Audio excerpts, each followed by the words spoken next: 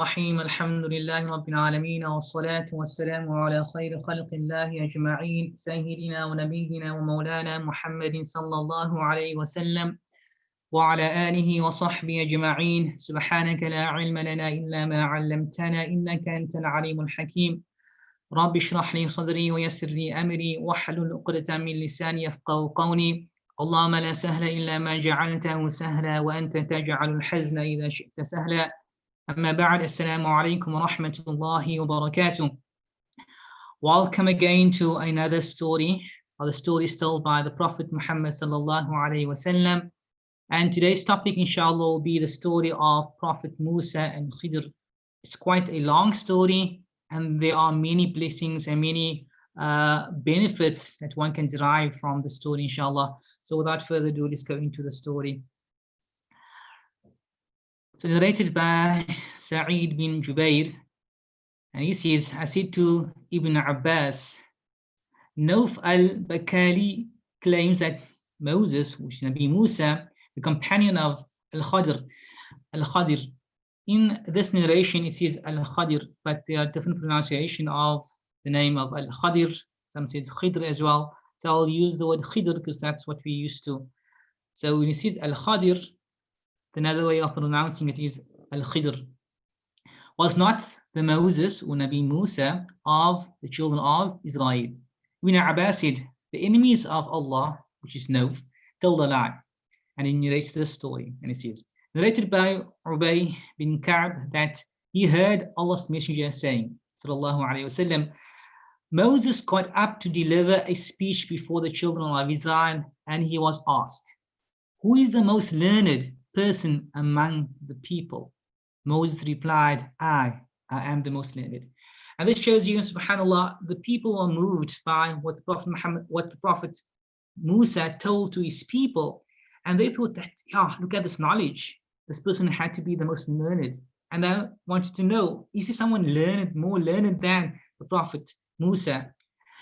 And so what happened? Musa said, he is. He said, I.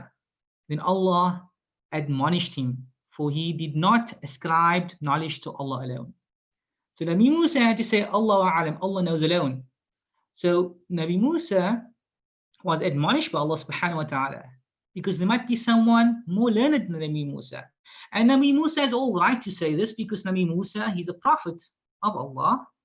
He received the Torah. He's one of the 5 major prophets.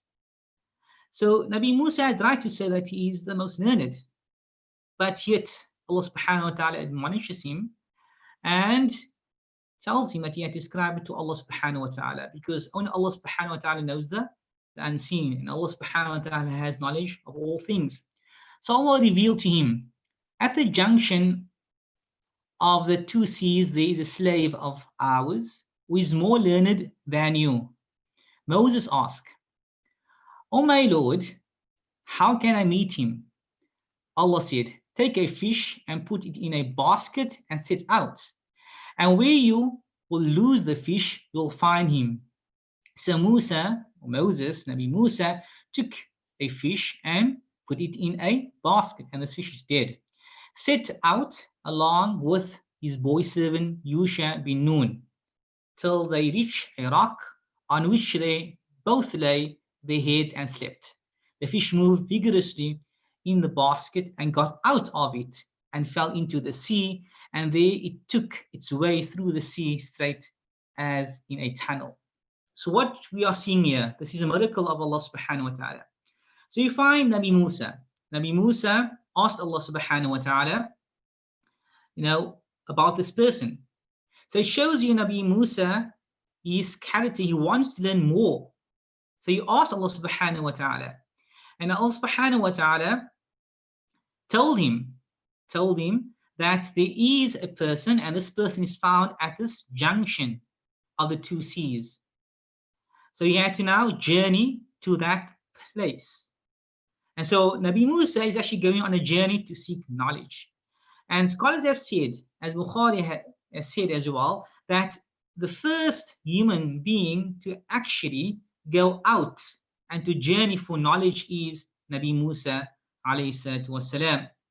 And so he went out, and then these are the events that occurred on his journey. So he went out, and Allah subhanahu wa ta'ala told him that he should take with him a dead fish. So he placed that dead fish into a basket. And whenever he loses this dead fish, that is actually where we will find Khidr. So he has to look at the basket all the time. And whenever he loses that fish, the fish disappears, that is actually the place. So this is a miracle of Allah subhanahu wa ta'ala, whereby the fish actually jumped out of the basket. And he took with him a companion. And the companion is Yusha bin Nun. It's another prophet of Allah subhanahu wa ta'ala. So it shows the companionship of Nabi Musa was a good companionship. He chose the best. He chose a prophet to go with him. So the story goes on. So now what happened? This fish moved vigorously. It moved. Allah subhanahu wa ta'ala gave this fish life, and it jumped out of the basket and it went into the sea. So that had to be the place now where Khidr would be found, the most learned person, more learned than Nabi Musa. What happens? Allah stopped the current of the water on both sides of the path created by the fish, and so that path was like a tunnel. So if you have a boat and the boat goes very, very quickly over the water, it makes a bit of a path. And this path came as a tunnel. So when Nabi Musa got up, his companion forgot to tell him about the fish. So what happened? They went and they saw a rock. They rested on this rock. Nabi Musa had a nap. But while Nabi Musa was sleeping, the fish jumped out and he went on its course in the sea. The companion, this young boy that was with Nabi Musa, Yusha bin Nun, saw this. But he did not tell Nabi Musa about it at that time because Nabi Musa was still sleeping. And so they carried on the journey. So when Nabi Musa woke up, they carried on their journey. So again, they were waiting now to see when will this fish actually be lost. But Nabi Musa doesn't know about it because he was not told. So on their journey, during the rest of the day and the whole night, they continue a journey for another day and night. The next morning, Nabi Musa asked his boy servant, "Bring us our early meal. No doubt we have suffered much fatigue in this journey of ours." Musa did not get tired till he had passed the place which Allah had ordered him to seek after. His boy servant then said to him, "Do you remember when we betook ourselves to the rock? I indeed forgot the fish. None but Satan, Shaitan, made me forget to remember it." So when Nabi Musa mentioned about the food, this servant realized now, and it brought him to remember that this fish actually disappeared. So when Nabi Musa spoke about food, he thought about the fish. And so he tells Nabi Musa that the only thing that made him forgot about telling this to Nabi Musa is Shaitan. Shaitan made him forget about it. It took its course into the sea in a marvelous way. So they were very, Nabi Musa, and the description given to Nabi Musa and this young servant was very, astonished, amazed by the way of how this dead fish firstly went into the ocean and it swam above the ocean, making a tunnel. So it was swimming into the tunnel. There was a tunnel for the fish, and for Moses and his boy servant, there was astonishment. They were amazed by this. Moses said, Nabi Musa said, "That is what we have been seeking." So they went back, retracing their footsteps. So now remember, Allah subhanahu wa ta'ala said that when they lose their fish, that is actually where they will find the person they're looking for, Khidr. But they passed that. So by the rock, that's where they lost the fish, but then they journeyed for another day and night. So now they have to go back to the rock, because that spot where they lost the fish, that's where they'll find Khidr. Oh, when you see those brackets with the numbers, that's actually the chapter number and the verse number. Okay. This story is found in Surah Al-Kahf as well. They both returned, retracing their steps till they reached the rock. Behold, there they found a man covered with a garment. Moses greeted him. Al-Khidr said, astonishingly, is there such a greeting in your land? Moses said, I'm Moses, I'm Nabi Musa. He said, are you the Moses of the children of Israel? Okay. So you find out here that Khidr asked Nabi Musa, after greeting him, is there such a greeting in your land? Because Nabi Musa says, Assalamu alaikum. And Khidr, as scholars have said, was a Nabi, was a prophet as well. And so Nabi Musa is a prophet, but for different people. And Khidr did not know about Nabi Musa and did not know from where Nabi Musa is, because seeing Nabi Musa for the first time, asked, is this actually the greeting in your land? Because this is Islamic greeting. And usually amongst the people, there's no Islam. So how do they know about Assalamu alaikum? So Moses greeted him, and then he said, I am Musa. He said, are you the Moses of children of Israel? So it shows you here that Nabi Khidr was a human being and did not know the unseen. Because if he knew the unseen, as some people claim, he wouldn't know that Nabi Musa was from the children of Israel, but did not know that. So he asked. So Musa said, I have come to you so that you may teach me of what you have been taught. Al-Khidr said, you will not be able to have patience with me.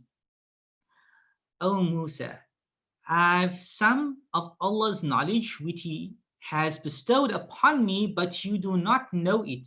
And you too have some of Allah's knowledge which He had bestowed upon you, but I do not know it. And we know this. Nabi Musa was given the Torah. Nabi Musa spoke to Allah subhanahu wa ta'ala. He is known as Kalimullah, the one that speaks to Allah subhanahu wa ta'ala.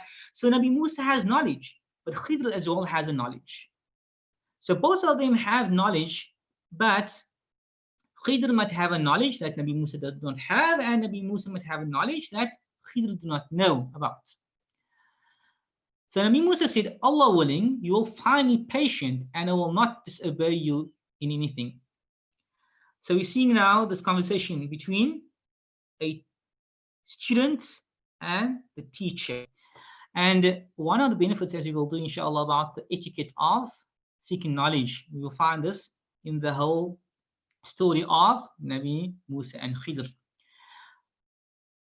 So Khidr said to him, if you then follow me, do not ask me about anything until I myself speak to you concerning it. Meaning, just watch and do not ask any questions. Later on, I'll tell you what has transpired, what I have done. But do not ask me any questions right now. After that, both of them proceeded along the sea coast. Till a boat passed by, and they requested the crew to let them go on board. The crew recognized Al-Khidr and allowed them to get on board free of charge. When they got on board, suddenly Moses, or Nabi Musa, saw that Al-Khidr had pulled out one of the planks of the boat with an axe. Moses said to him, these people gave us a free lift, yet you have scuttled the boat so as to drown its people. Truly, you have done a dreadful thing. So Nabi Musa is not used to seeing things like this. I mean, this person, Allah subhanahu wa ta'ala said is more learned than Nabi Musa, but this person is actually going and breaking a boat. And not only that, the people, this fishermen gave him a free passage, and now they go and break this boat to drown the people. So this for Nabi Musa was something bad that Khidr is doing, because Nabi Musa is not used to this. And it shows you as well, Nabi Musa was given a message, and certain things in the legislation or in the Sharia of Nabi Musa is different according to those things was given to Nabi Khidr. So there's difference. So it might be certain things allowed in the deen or religion of Khidr, but it's not allowed also in the deen or of the legislation with Allah subhanahu wa ta'ala made as halal and haram compared to that of Nabi Musa. So Nabi Musa was very, very confused. What's going on? Why is he doing this? And then Al-Khidr says, didn't I say that you can have no patience with me? So again, Khidr is reminding him. Nabi Musa said that he will have patience. So remember, Khidr gave that question and said that you can, follow me, but do not ask me questions unless I tell you about it. And Nabi Musa, he promised that he will do that, and he said, inshallah, he will be on those who are patient, and if we will not ask questions. But here he asked the question. So what happened? Didn't I say that you can have no patience with me? Nabi Musa said, call me not to account for what I forgot, and be not hard upon me for my affair with you. Meaning he honestly forgot. Nabi Musa honestly forgot they made that agreement with Khidr. So Allah's Messenger sallallahu alaihi wasallam said, the first excuse given by Nabi Musa was that he had forgotten. So the Prophet sallallahu alaihi wasallam is saying this now. It's giving commentary to what the Prophet sallallahu alaihi wasallam is narrating. So what happened thereafter? Then a sparrow came and sat over the edge of the boat and dipped its beak once in the sea. Al-Khidr said to Nabi Musa, my knowledge and your knowledge compared to Allah's knowledge is like what the sparrow has taken out of the sea. Then they both got out of the boat, and while they were walking on the shore, Al-Khidr saw a boy playing with other boys. So Khidr is saying that, our knowledge compared to Allah subhanahu wa ta'ala's knowledge is like this bird. He dipped his beak into the sea and drank a bit. That is our knowledge, whatever he drank. All the other of the ocean, that is Allah subhanahu wa ta'ala's knowledge. So that little, and this is, subhanAllah, he's speaking about prophets. Prophets were given knowledge, and their knowledge compared to Allah subhanahu wa ta'ala's knowledge is just like the drop of that sparrow that dipped his beak into this sea and drank of the water of the sea. That is the knowledge of the two. And what is left behind of this great ocean, that is the knowledge of Allah.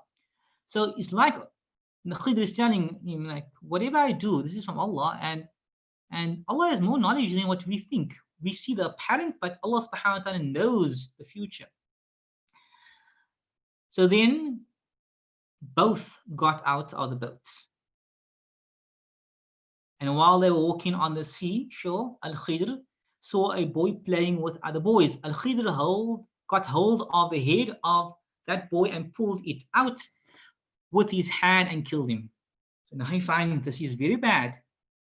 Now, breaking a ship is one thing, but killing a boy, that's another thing. Eliminating this boy, killing this boy, this is something even worse. So again, Nabi Musa is not used to seeing this.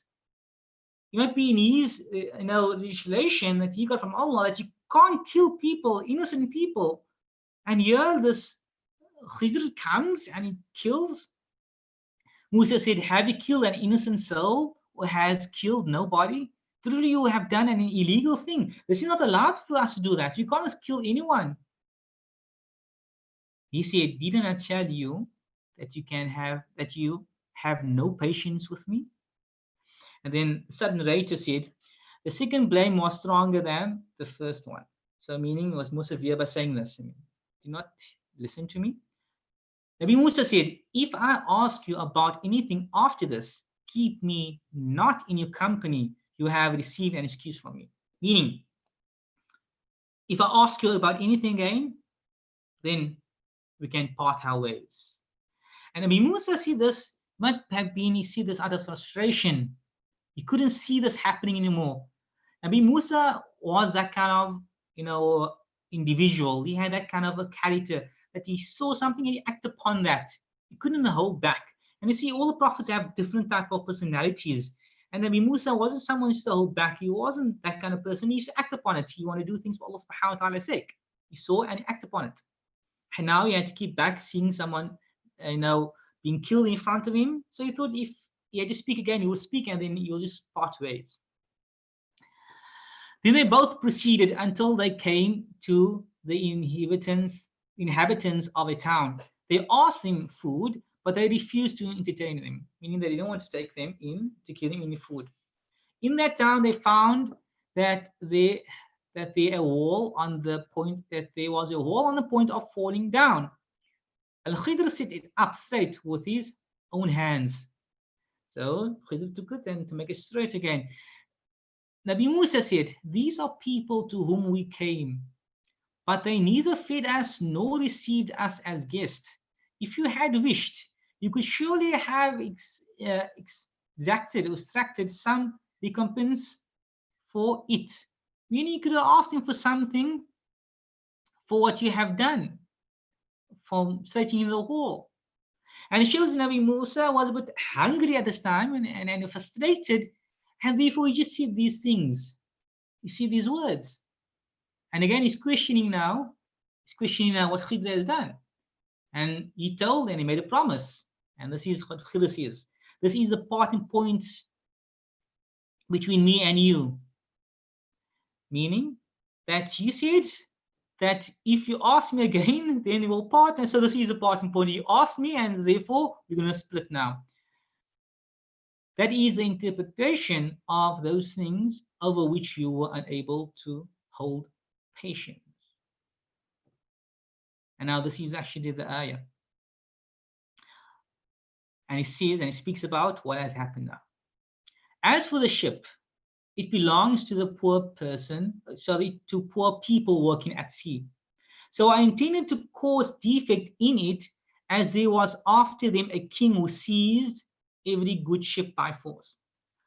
So there was a tyrannical king, was a tyrant. This king was a tyrant. And whatever ship he saw, he used to seize that ship. He used to seize that ship, to confiscate that ship. So Nabi Khidr, what he done was he broke the ship a bit. So when the king saw the ship, he saw the ship sinking a bit. And so the king did not want that ship. So ultimately, Khidr saved the ship from being confiscated by the king. And so this was the wisdom that Nabi Musa could not see. So this belonged to poor individuals, this ship, and Khidr actually saved the ship from being confiscated by breaking a portion of the ship, so the king would see that this ship is broken. We don't want a broken ship. Okay. So that's to do with the fishermen, and the king, as well as the poor people. As for the boy, his parents were believers, and we feared that he would overburden them by transgression and disbelief. So we intended that their Lord should substitute for them one better than him in purity and nearer to mercy. Allah subhanahu wa ta'ala created us, and Allah subhanahu wa ta'ala can take our lives away. Allah subhanahu wa ta'ala can do that. So Allah subhanahu wa ta'ala has inspired Khidr to do that. But the wisdom behind this is that the parents were believers. They were believers. And because they were believers, they were good, righteous individuals, Allah subhanahu wa ta'ala wanted them to have righteous offspring. So Allah subhanahu wa ta'ala removed the one that was not righteous, and then afterwards he gave one better in return. Some child is more near to mercy and more purer, will not commit any evils. I see the question that asks how old was the child. Allah alam, I do not know if he was mukallaf or not, but as it says that he was a child, Allah alam, I will look into more of the tafsir, more of the explanations of this verse, but I cannot answer that moment of time. So you find this was a child, and it might be that he wasn't mukallaf as yet. And if you say you wasn't mukallaf, of course, you'll pass away, leave this world, and you will not be questioned by Allah subhanahu wa ta'ala, and you will go straight into Jannah for that. And it might be that he was, young, and that's the reason why Allah subhanahu wa ta'ala took him away while he was young and not wait until he was old. And then Khidr goes on to explain about the hall, and he says, as for the hall, it belonged to 2 orphan boys in the city, and there was beneath it a treasure for them, and their father had been righteous. So your Lord intended that they reach maturity and extract their treasure as a mercy from your Lord. And I did it not on my own accord. Meaning everything they've done was from Allah subhanahu wa ta'ala. It was not from himself. That is the interpretation of that about what you could not have patience. So whatever he done was from Allah subhanahu wa ta'ala, is not from himself. So what happened in the third incident? They went into a city and the people were not friendly, and they showed them hostility. And the orphans, they owned a piece of land, as I mentioned, and on this land there was a hall. Under this hall there was treasure. If this treasure had to fall down, then what will happen? The people around would have taken a treasure for them. So Allah subhanahu wa ta'ala made Khidr resurrect this hall again, make it straight again, so it will not fall, and it will only fall down when they are old enough to defend themselves and to keep the money for themselves. So the wisdom here, because the father was righteous, Allah subhanahu wa ta'ala looked after the wealth of the children. And we'll speak more about these benefits as it comes, inshallah, bismillah. And the Prophet Muhammad sallallahu alayhi wa sallam at the end says, we wished that Nabi Musa could have been more patient, so that Allah might have described to us more about their story.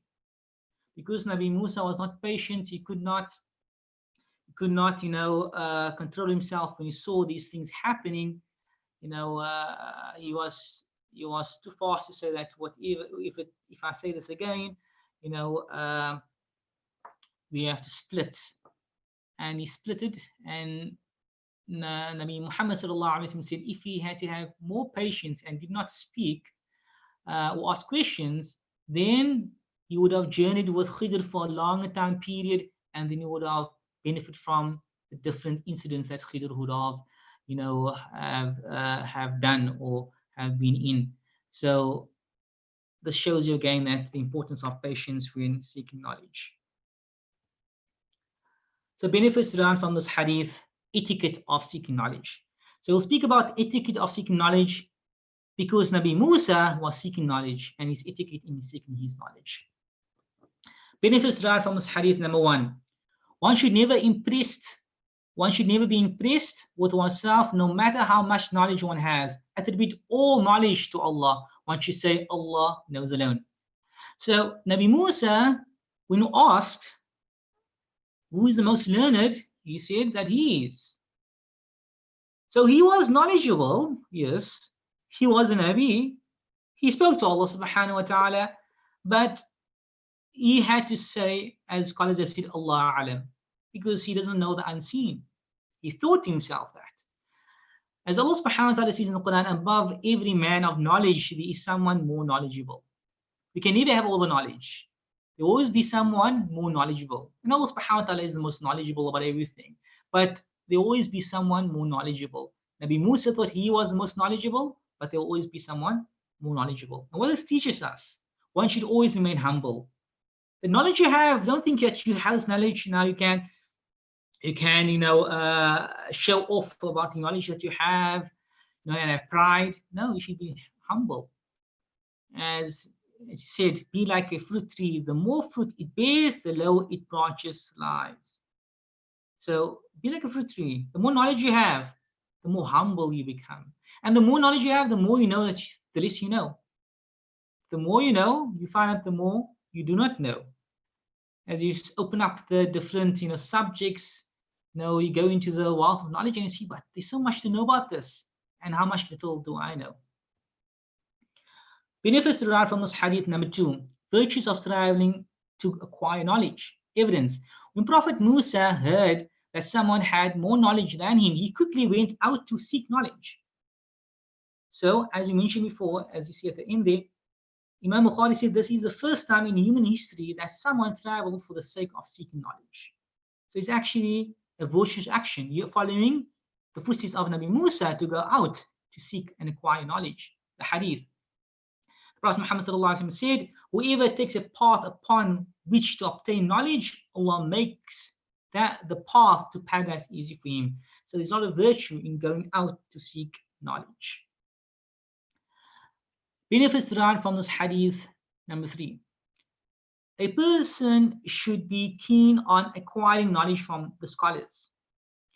Evidence. Prophet Musa was a prophet of Allah who spoke to Allah. But despite that, when he heard Khidr had some knowledge that he did not, he immediately went out to seek that knowledge from Khidr, virtues of the scholar. So he went out all the way to meet up with the scholar to attain that knowledge from the scholar. Books are important, but to have a teacher is better. The psychological benefits from sitting one-on-one is greater. You don't only benefit from the knowledge, but you benefit from the character of your teacher. You benefit, of how the teacher applies that knowledge. And you saw in this, subhanAllah, how Nabi Musa saw how Khidr applied that knowledge. So the virtues again of going and acquiring knowledge from scholars, from teachers, and going and benefiting from them. And we have the same. We have internship. We go in and we benefit from those in the field. Benefits derived from this hadith number 4. Having good companion with you when seeking knowledge. The evidence of this, Prophet Musa did not just take any companion with him. He took Yusha bin Nun, later on became a prophet of Allah subhanahu wa ta'ala. So Nabi Musa took an individual that will benefit him and he will benefit the individual. You don't take anyone with you. You take someone that will benefit you and you will benefit that individual. Hadith narrated by Abu Musa. Allah's Messenger sallallahu alaihi wasallam said, the example of a good companion who sits with you in comparison with a bad one is like that of musk seller and the blacksmith bellows or furnace. From the first would either buy musk or enjoy its good smell, while the bellows would either burn your clothes or your house, or you get a bad, nasty smell thereof. If you go into any perfume place, you don't buy anything, but yet you get the fragrance on your clothes. You leave and you enjoy the smell of the fragrance. Or you go into the shop, you smell the beautiful fragrances. But if you go into a place, a blacksmith, you go into there, the sparks and these things, might fall onto your clothes, making holes. You must smell like smoke. So having a good companion, there's much benefit in there, subhanAllah. The Prophet ﷺ, spoke about this, and Nabi Musa, you can see, chose Yusha bin Nun to be his companion. Benefits derived from this hadith number 5. To be determined to seek knowledge when it might be a long time. So Nabi Musa says in the Quran, and mention when Nabi Musa said to his servant, I will not cease traveling until I reach the junction of the two seas or continue for a long period. So as long as it takes for me to seek this knowledge, I will go to seek this knowledge. As long as it takes for me to meet up with Khidr, I will go that mile just to seek this knowledge. And you'll find people, subhanAllah, to practice this. People go to different places around the world to travel there to seek knowledge from certain scholars, a certain scholar they want to benefit from. This is again from the virtues of seeking knowledge, following the footsteps of the prophets, Prophet Nabi Musa, going all the way out to seek, even though it took a long time period, subhanAllah. Even if you look at our time, some degrees are very long, but yet you persevere. Some do their masters, some do the doctorate, some goes further and study further. And that time takes a long while, but just persevere in seeking knowledge. Benefits derived from this hadith number 6. Importance of having patience when seeking knowledge. and knowing that one may get physically tired when seeking knowledge or performing good actions. Evidence. Prophet Musa and Yusha bin Nun got tired on the journey, so they stopped to eat. One will experience exertion when seeking knowledge. So this shows you that when you're seeking knowledge, it's not easy. You will get tired. You have to have patience with your tiredness. You will get tired, but you have to have patience. You will exert yourself. But this is all in acquiring knowledge. Seek this knowledge from Allah subhanahu wa ta'ala. Knowledge is not easy to acquire. I mentioned this, I think, last week as well.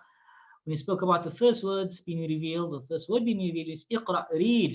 And the Prophet was squeezed to show that knowledge is not easy to acquire. You know, anything else is easy. If you can inherit thousands of rands, if you want to do something, you get someone to do it for you. But to acquire knowledge, you have to sit and study to acquire that knowledge. And it will take a lot from you. You'll get tired, you'll get hungry, you'll feel fatigued. But that is, again, you know, the route you have to take to acquire the Jannah. As we mentioned before, whoever takes the path will attain Jannah. Benefits derived from this hadith number 7.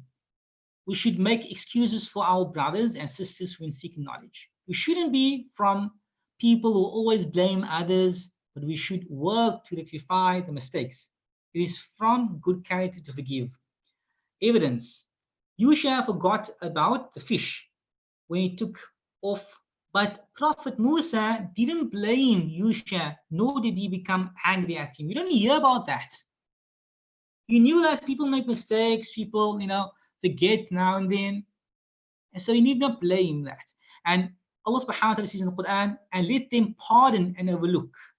Would you not like that Allah should forgive you? And Allah is forgiving and merciful. So forgive others. You would like Allah to forgive you of doing something wrong, disobeying Allah, but why don't you, forgive others when they do something wrong? So it's important. This is the Sharia. We should always start to be merciful towards others, forgive them whatever they have done of wrong. And by doing, subhanAllah, this, there's so much reward for the one that forgives. There's so much reward for the one that forgives. SubhanAllah. If you forgive, Allah subhanahu wa ta'ala grants you so much more. Benefits derived from this hadith number 8. Shaitan causes the children of Adam to forget knowledge and acting upon it. So Shaitan comes and he lets you forget your knowledge, and he lets you forget that you should act upon your knowledge.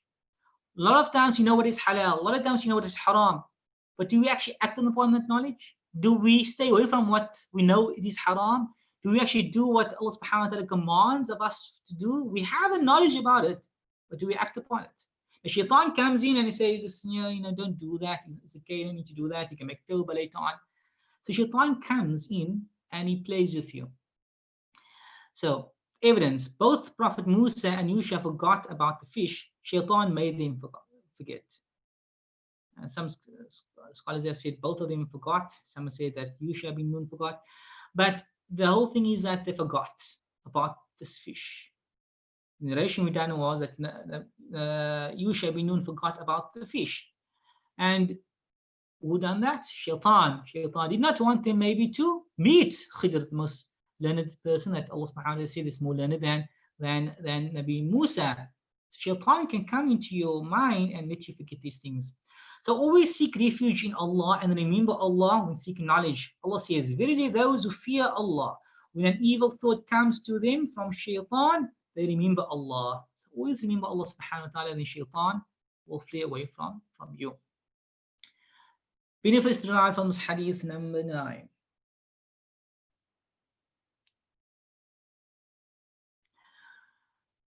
One should go back and rectify our mistakes if required. There's a question that is asked. Let's go to the question. Just for some clarity, is it Shaitan that makes us forget sometimes, or it's Allah that has decreed for Shaitan to make us forget? We know that everyone has, we've done this before when we spoke about Qada and Qadr. We've done this question. If someone hits you in the face, we don't say that, that the person hitting you in the face could not have stopped hitting you in the face. Yes, the person took from himself to hit you in the face. Allah subhanahu wa ta'ala gave the person the ability to choose hitting you in the face. But yes, predestiny. Allah subhanahu wa ta'ala decreed certain things to happen already before. So Shaitan said to Allah subhanahu wa ta'ala, he will lead people astray. So Shaitan, Allah subhanahu wa ta'ala gave the power to Shaitan to do it. Yes, it was agreed beforehand that it will happen. Allah subhanahu wa ta'ala gave Shaitan that ability to do that. My ability of speaking now, Allah subhanahu wa ta'ala gave me this ability, but I'm speaking what I'm speaking, I'm saying. It's written down before. But Allah subhanahu wa ta'ala has decreed everything will happen already in the Lawh al-Mahfuz, the preserved tablet. But like we said, that Allah subhanahu wa ta'ala gives certain individuals the ability to do certain things. So Shaitan was the one that went and made Yusha bin Nun forget about the fish. Okay. So Prophet Musa and his companion went back to, it's very important, okay. One should go back and rectify our mistakes if required. So sometimes we will make mistakes in our life. It's not that, you know, we are perfect, that we do not make mistakes, that we do not, you know, at all. No, we make mistakes. So the evidence, but you have to go back and rectify that. So the evidence, after they remembered about the fish, Prophet Musa and his companion went back to the place where the fish jumped out. So it shows us they made a mistake, they forgot about it. But they went back now. They didn't say, okay, it's over and done. We did travel so far. No, we're not going to go back and look at this. No, you made a mistake. You went too far. Someone forgot about this. Let's go back. Let's go back and we rectify what we've done. We try to work with that. So it's very important to know that if you make a mistake, you can go back, you can rectify it, you can go back, and it shows you Nabi Musa went all the way back. Yusha bin Nun made a mistake, but not telling Nabi Musa, and he forgot about that. Nabi Musa was sleeping, so they went back and to meet Khidr. Benefits derived from this hadith, number 10. One should have a desire to be in the companionship of and to follow the people of knowledge. So you should always start to be in the companionship of those who have knowledge. Why? Because if you're in the companionship, you know, you will benefit from them. It's not only that you look at the knowledge, you look at more at the knowledge. We look at how they apply that knowledge. It's one thing of having knowledge, but how do you apply that knowledge? That's more important. Because if you have knowledge and you don't know how to apply it, what's the use to have the knowledge? So to apply the knowledge, that is more important than just having knowledge. Anyone can memorize something, but to apply those things that you memorize, that's difficult, that's hard. And therefore, by seeing it in action, you'll also be able to apply that knowledge. So evidence, Nabi Musa sought permission to learn from Khidr so that he may benefit from his knowledge and wisdom. So you find out that Nabi Musa, we done in the story, Nabi Musa asks Khidr, can I, accompany you on a journey? Again, he's asking. He wants to be around the one that is more knowledgeable than him. And it shows, subhanAllah, his humility. Nabi Musa sallallahu alayhi wasallam, he was humble, had great respect for Khidr. Why? Because Khidr had knowledge. Nabi Musa was a prophet, but yet he showed respect to another prophet that has more knowledge than him. This is an example of the manners that a student of knowledge should to have with his or her teacher. So, they have more knowledge, show respect towards them, because of the knowledge that Allah subhanahu wa ta'ala has bestowed upon them. Okay. Benefits derived from this hadith, number 11. One should not be hasty when seeking knowledge. Evidence. Khidr tells Prophet Musa to not ask him about anything until he makes mention of it himself. Certain issues and rulings take their time in understanding. So we shouldn't be quick to make judgment until we know the reality of the issue. So you will find out sometimes if you ask too much questions, you won't be able to understand the basics. So Nabi Musa asked a lot of questions, but if he had to watch, you would have understood the lesson. So the teacher knows how to teach. So let the teacher teach. So certain times you can ask questions to do certain things, but if you ask the question out of the scope of what he's doing, then you'll never get to that level. But if you had to wait, the teacher will bowl you up to understand that level. But the teacher knows that you will not be able to stand that level at that moment of time. And that's the reason why Nabi Musa could not understand that level yet. And Khidr knew that. That's why he told Nabi Musa that you're not able to be patient with me, because he knew that he's not at that level to understand what Khidr is doing. So normally you have to have patience with the teacher, whatever they are teaching you in that moment of time. Do not be hasty to know much more than that, whatever he's teaching at the time, because that will allow you to be able to bowl on the knowledge until you'll be able to understand what you should understand. Knowledge calls for action. We mentioned this before. Khidr not only imparted his knowledge to Prophet Musa, but also showed practical examples. Knowledge is of no benefit if it is not followed by action.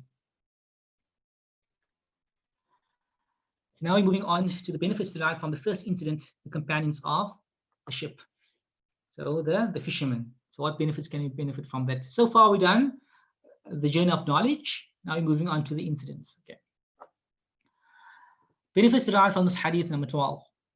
Simple life of prophets of Allah, or the prophets of Allah. The prophets of Allah were not wealthy people. Evidence, they asked the poor companion of the ship for a ride. So they asked the poor companions of the ship, the poor fishermen for a ride, for a lift, for a ship ride, for a boat ride. So again, you see here that they didn't have much with them. They had to ask. I mean, they couldn't for their own ship. Some scholars have said they asked. So it shows you that they weren't wealthy individuals. Later on, you find that they went to the town, they didn't have much on them as well. So they were not wealthy individuals, and most of the prophets were not wealthy. Prophet Muhammad ﷺ died, and there were very few things left. So it shows, that their life were more for the akhirah, and this is how we should live our life. It's more for the akhirah, for the year after. Benefits derived from this hadith number 13. Sometimes in our frustration, we make things difficult for ourselves. And the evidence of this is Prophet Musa said that if he is not patient, that they should separate. So Nabi Musa told Khidr, if I'm not patient anymore, let's just separate. Let's separate. And if Nabi Musa did not say this, did not make this agreement, this promise, then they would have still been together and they would have benefited much more. But he was frustrated to see what he's seeing. He's seeing all these things here, and he could not at all handle seeing certain things that he's not used to. This goes against what he knows. He couldn't handle that, and he had no patience. And you could have benefited more if he had patience. As Nabi Muhammad ﷺ said, if he had to have more patience, he would have benefited more of the incidents that Khidr journeyed upon. Benefits derived from this hadith number 14. Allah's plan is perfect. Our knowledge and understanding is imperfect. Always remember that. When Allah subhanahu wa ta'ala plans something, His plans is perfect. But we, our knowledge, we will understand it, in a way that is limited to what we have of knowledge. So our understanding and our knowledge is imperfect, it's not complete compared to Allah subhanahu wa ta'ala. This incident speaks about a disaster of an economical nature, loss of a job, car accident, etc. So we're speaking about this are the fishermen now. They worked on the ocean. So this story speaks about that. If you lose something that is to do with money, because they might have lost their ship. So put yourself in the shoes of the fishermen. How will they feel after the very same people they were nice to broke the ship? Just think, how will they feel? I mean, how will you feel if the very same people that you allow on the ship breaks your ship? Or you're driving a car, and the very same people you gave a lift breaks the window of your car. How would you feel? But look what happens afterwards. But barely a night goes by after the king confiscated all the ships, they became multimillionaires, as they are the only people with a ship. All the other ships, the king confiscated. Now they're the only one with the ships that they can go and sail and catch the fish and make money now. So because of the limited knowledge, they would think that this is something bad. How can someone actually do this to us? They did not understand Allah subhanahu wa ta'ala's plan. But subhanallah, just not long thereafter, they saw the plan of Allah subhanahu wa ta'ala and they became wealthy. So sometimes you are afflicted with a small amount of pain and not able to see the greater good in it. Other times, certain things happen to us. I think that my life is over, this is bad, why is it happening to you? But if you understood Allah subhanahu wa ta'ala's plan, you will think this is the best thing that can ever happen to me. Think in your past, think of a lot of things that happened to you in the past. And you thought there will be no way out. Why is it happening to you? And then you find the wisdom afterwards only. And this was one of the wisdoms that the fishermen saw, that the king did not confiscate the ship. Benefits derived from this hadith, number 15. Generosity pays off. They were good fishermen. They were poor, yet they gave Prophet Musa and Khidr a free ride. That shows you. So when you give unto others, more so when you have nothing to give except your time, Allah will reward you greatly and protect your property. Their property was protected. Why? Because they were good individuals. They're doing good things. Allah protects you if you do good unto others. Allah does good unto you. The free left to the strangers proves their righteousness. They didn't ask for any money, or if they asked, but they said it's free of charge. They did not ask for anything. Shows you their generosity. And because of that, Allah subhanahu wa ta'ala protected them. So generosity pays off. Benefits derived from this hadith, from the second incident, the young boy being killed. If one wants righteous children, then be righteous. So what benefits we derive? Benefits derived from this hadith number 16. If one wants righteous children, then be righteous. If one wants righteous children, begin with oneself and become righteous before rebuking one's children. Find people that parents will say, "No, what are you doing? You to the children, why aren't you doing that? Why aren't you making salah? Why are you being disobedient towards me?" The question is the parent actually obedient to Allah subhanahu wa ta'ala, or is the parent disobedient towards Allah subhanahu wa ta'ala? So the evidence you find in this hadith, in the story, Allah didn't want to give them a child that is nasty towards them or evil. Because of their righteousness, Allah then replaced the evil child with an obedient and merciful one. So it shows if we want our children to be righteous, what should we do? We should be righteous. Then Allah subhanahu wa ta'ala will not want our children, will not want us to have evil children. Allah subhanahu wa ta'ala will want us to have righteous children. So one of the greatest tragedies of a parent is the loss of a child. However, what is more worse than a memory of a beautiful child is living with a child that constantly causes one grief, anger, and frustration. So basically what's here is that, if someone passes away, if you have a child and passes away, if you had good memories with a child, that's good. It is a tragedy, it's a painful experience. But the memories will still be left behind and you will enjoy those memories. But what is worse than that is having an evil child, that does all these bad things, disobeys you, evil towards you, harms you. That is even worse. You're living in time with the child and you're making dua maybe the child, that Allah subhanahu takes the child away. That is even worse than having a good child passed away early, but having good memories about the child. And it's very important to understand that, if you want our children to be righteous, just act a good, righteous life, be a good person, and Allah subhanahu wa ta'ala will allow you. Maybe not take them away, not take your children away, no. But Allah subhanahu wa ta'ala will make and instill in your children good qualities, good character, that they will be pleasing towards you with the coolness of your eyes. Benefits derived from this hadith number 17. Whenever Allah takes something away, He puts something better in its place. Evidence, Khidr says that your Lord desired that you substitute. Next time in tragedy, put trust in Allah, He knows the future. So we find here that whenever Allah subhanahu wa ta'ala takes something away, Allah subhanahu wa ta'ala gives something better. Allah subhanahu wa ta'ala takes the child away, Allah subhanahu wa ta'ala substitutes it with a better child. This is the sunnah of Allah subhanahu wa ta'ala. He knows what's best for us. We don't know what's best for us. We don't have knowledge about the future. Allah has a knowledge of the future. So whatever will happen is good for us. Allah subhanahu wa ta'ala what's good for us. On condition that we are righteous individuals. If you are righteous, then whatever happens, you've done the best you can, Allah subhanahu wa ta'ala will give you the best. But if you're evil people, then of course Allah subhanahu wa ta'ala will now test you because of what you have done.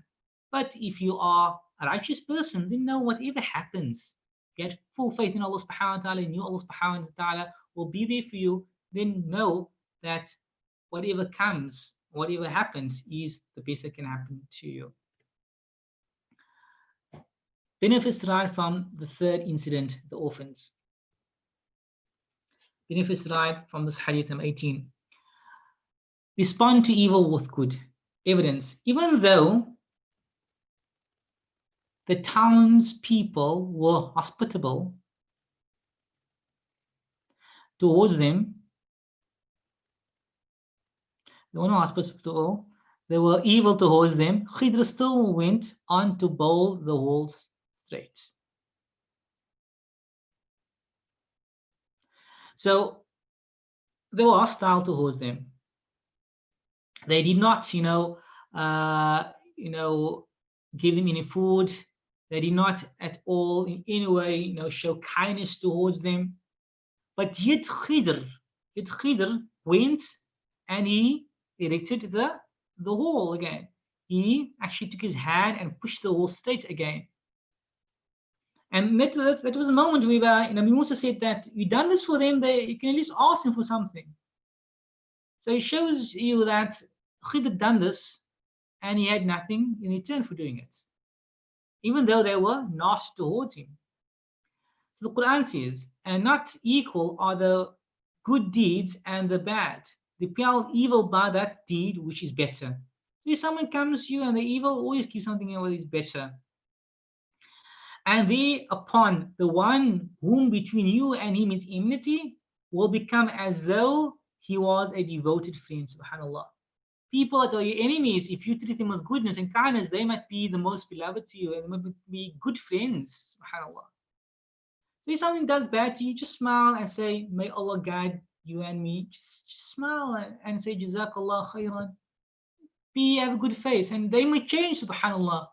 As the ayah of the Quran says, they may change. So you start first to change, and then you will see there will be a ripple effect and they will start to change. Always trying to be better. Benefits derived from this hadith number 19. If one wants his or her child to be financially sought after in this world, then be a righteous person. Evidence. Allah preserved the wealth of the orphans because of the righteousness of their father. Subhanallah. It's because of the father being righteous, because Allah subhanahu wa ta'ala says in the Quran, وَكَانَ أَبُوهُمَا صَالِحًا. Their father was righteous. They still had the mother, but their father was righteous. If you want Allah subhanahu wa ta'ala to look after the wealth of the child, for them to be financially stable, you should just be righteous. The second incident was, if you want Allah subhanahu wa ta'ala to make them pious, you should be pious. Yeah, if you want to instill good stability of financial needs in them, meaning that they will be financially stable, they will have sustenance, then what should you do? You yourself should be pious. You yourself should become righteous. And by doing so, you're looking after your children. It's very important. It shows you what you should focus more on. You find some people focus more on secular education than Islamic education, meaning education that will bring up with good models.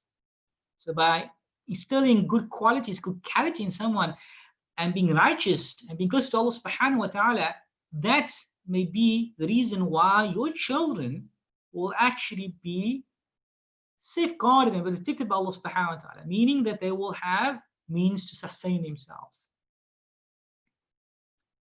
So Allah subhanahu wa ta'ala preserved the wealth of the orphans because the father was righteous. And this is the last benefit derived from this hadith number 20.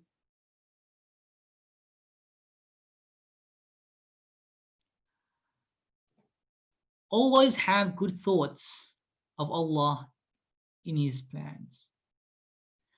Place yourself in the shoes of the mother of the orphans.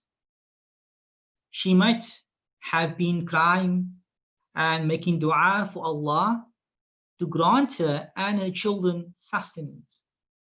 But if Allah had to accept her dua immediately and grant them the treasure that the father left, then the people would have confiscated it in front of their eyes. Allah delayed the dua for a reason that was known to Allah. Very important. You know, a lot of times things happen and we think, why is it happening? Why is it happening to me? It might be that the reason for that is that Allah subhanahu wa ta'ala is looking after you without you knowing. If what has happened, if the mother had to make dua and she wants the wealth now, then because she's weak and the children are small still, people will just take. There were stingy people. They didn't want to give anything to Khidr and Musa. Would they still have given the wealth to the children? No. So very important to understand that if you understand Allah subhanahu wa ta'ala wants the best from you, that is what you should do.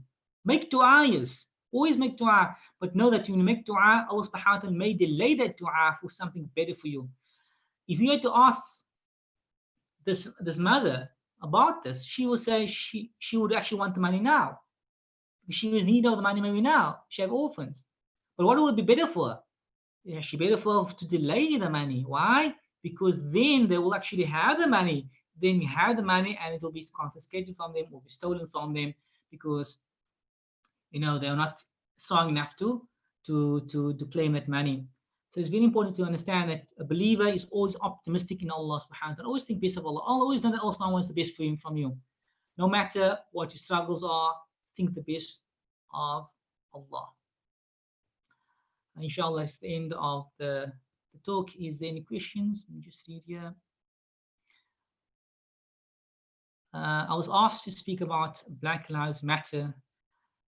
And I think that's very important, especially, that the time that you are living in. If you understand the Sharia, if you understand the Sunnah of Allah subhanahu wa ta'ala, if you understand Islam, we know that there's nothing about, one is better than the other, except when it comes to taqwa. You can't harm anyone, be that person a Muslim, be the person a non-Muslim, be the person a white, be the person a black, be the person of any other color. You can't harm anyone in any way. Why? Because Allah subhanahu wa ta'ala, He has made that forbidden in Islam. And the only difference between a one person and the next person, and this was, subhanAllah, this was in the speech, the final speech on Arafah, when the Prophet Muhammad sallallahu alayhi wa sallam received revelation. He said, Al-yawma akmaltu lakum deenakum. Today, Allah subhanahu wa ta'ala has completed your religion. And all that sermon, the Prophet said there's nothing different between a white or a black, Arab or non-Arab. The only difference is the piety to Allah subhanahu wa ta'ala. And what's happening around the world when we find people that are fighting and they think that they are better, they are better because of the skin of the color or because of the class they are in, because of the race and so forth. That is nothing. Islam does not in any way, condone that. Islam condemns that, subhanAllah.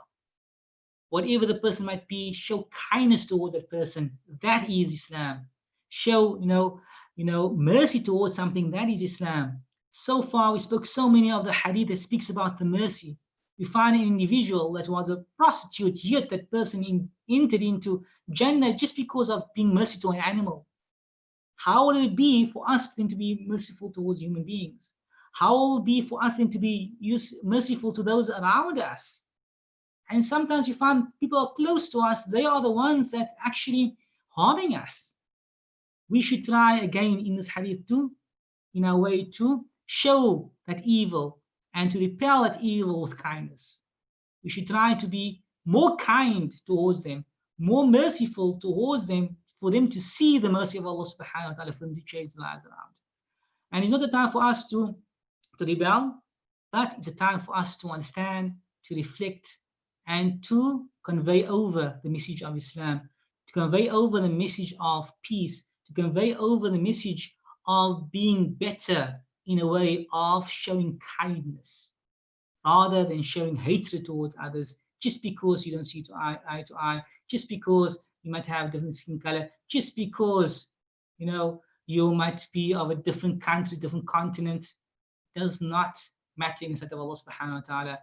All that matters is that you, with Allah subhanahu wa ta'ala, your relationship should be a one that will bring you closer to Allah subhanahu wa ta'ala. And a way to become closer to Allah subhanahu wa ta'ala, Yawm al-Qiyamah will be, what did he do? The Prophet Muhammad sallallahu alaihi wasallam says that the most weightiest of deeds on the scales, Yawm al-Qiyamah, is good character. It's the way how you approach an individual. It's the way how you speak to an individual. It's the way how you treat the next person, your neighbor, your brother, your family member, your colleagues, your students. How do you interact with them? Are you the one that instill hatred or evil or backbite or speak other things towards them that will hurt them? Or you are the one that welcomes them, that speak good things, bring them to the beauty of our religion, of peace, of mercy. And that should be our aim, our goal, to spread the love of Islam, to spread the love of humanity, to spread the love of kindness towards everyone else. And if you go through all the hadith we've done so far, we see the same continuous theme throughout all, that if you want the mercy of Allah subhanahu wa ta'ala, show mercy towards others. If you want the kindness of Allah subhanahu wa ta'ala, show kindness towards others. If you want anything from Allah subhanahu wa ta'ala, do good towards the creation of Allah subhanahu wa ta'ala. Does not matter if the person is Muslim, non-Muslim, doesn't matter if the person is black or white, doesn't matter if the person comes from a continent or a different continent, doesn't matter. None of that matters in the sight of Allah subhanahu wa ta'ala. What matters is your relationship with Allah subhanahu wa ta'ala, that you show kindness that will enable you to enter into Jannah. You want a Jannah, you show the kindness. And if everyone does that, show kindness towards others, then you will live, subhanAllah, in a country that is peaceful, a country that is, rid from all, negativities, a place that will be, inclusive of everyone. And if you look, subhanAllah, the time the Prophet Muhammad sallallahu alaihi wasallam, the Prophet sallallahu alaihi wasallam, when he went to Medina, he stayed with others as well, with the non-Muslims with him, but he was kind towards them until they retaliated, until they harmed the Prophet Muhammad sallallahu alaihi wasallam. So if you look in the hadith and we look in the Quran, you always see that we should always try to show respect towards the next person. And we should always know that we're not better than them, except when it comes to righteousness, when it comes to taqwa, consciousness of Allah subhanahu wa ta'ala. So I hope this, this contributes towards the Black Lives Matter, that we should know that we should always try to show the kindness. And we're doing this reason why? To be kind to the creation of our Creator. Allah created every single individual. We should show kindness towards that. By doing that, you're actually making Allah, the Creator, pleased, because you're looking after the creation of Allah subhanahu wa ta'ala. And I hope this, contribution, will try to, change our ways of thinking and become closer to Allah subhanahu wa ta'ala. And with that, is there any questions, inshallah, before we end?